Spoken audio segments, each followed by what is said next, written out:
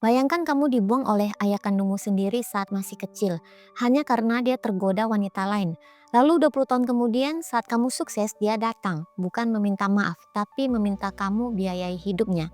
Kamu bakal terima atau kamu bakal balas dendam? Namanya Xu Ping'an. Dulu dia hidup cukup nyaman, jualan produk kulit, bisnis lancar, uang masuk, hidup senang. Tapi saat uang datang, kesetiaannya pergi. Istrinya yang setia, wanita yang menemaninya dari nol, tiba-tiba dianggap tidak pantas. Katanya, aku sekarang sukses, kamu nggak layak lagi buat aku. Dan begitu saja, Xu Ping'an menceraikan istrinya. Dia tinggalin rumah, anak-anak, dan memilih hidup baru bersama wanita simpanannya. Tinggal di kota, hidup senang, dan benar-benar memutus kontak. Sementara itu, 3 anaknya, 1 perempuan dan 2 laki-laki ditinggalkan tanpa arah. Anak perempuan sulung, Xu Hui, waktu itu baru lulus SMA. 2 adiknya bahkan masih di bangku sekolah dasar dan SMP. Tanpa kepala keluarga, ibunya banting tulang. Kerja serabutan, pindah-pindah rumah, sakit, tapi tetap kerja karena anak-anak harus makan, harus sekolah, harus bertahan. Shihui tumbuh jadi tulang punggung keluarga, kuliah dengan beasiswa, hemat sebisa mungkin. Bahkan pernah tidur di bawah jembatan dekat stasiun demi hemat ongkos kos. Setiap bulan dia kirim uang untuk kedua adiknya.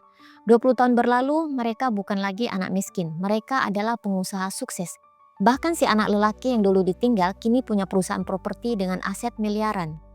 Tapi masa lalu tetap membekas. Suatu hari, Xu Ping'an yang sekarang sudah tua, miskin dan sakit-sakitan mendengar kabar bahwa anak-anaknya sekarang kaya raya.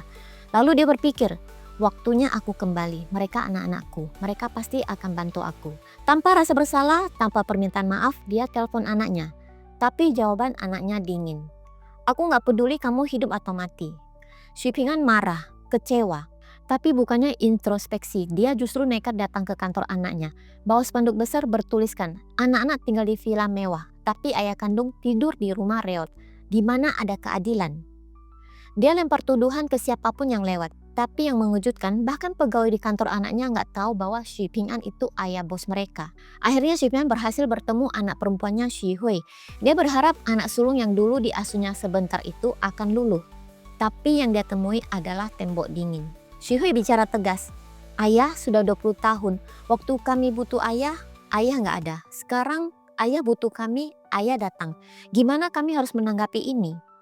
Xu Ping'an menangis. Dia bilang dia menyesal, dia bilang dia mau berubah.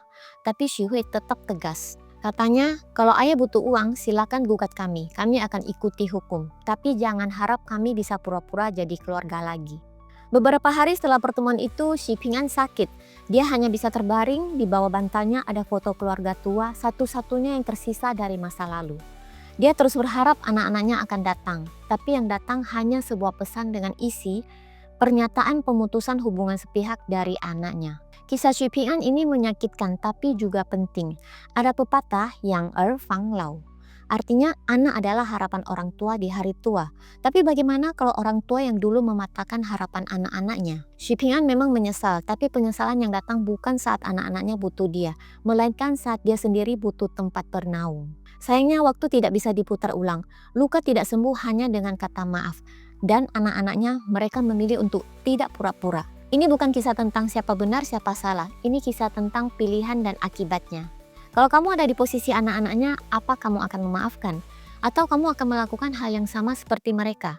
Tulis di kolom komentar, karena dari kisah seperti ini kita belajar bahwa keluarga itu bukan cuma soal darah, tapi tentang siapa yang tetap tinggal saat kita jatuh.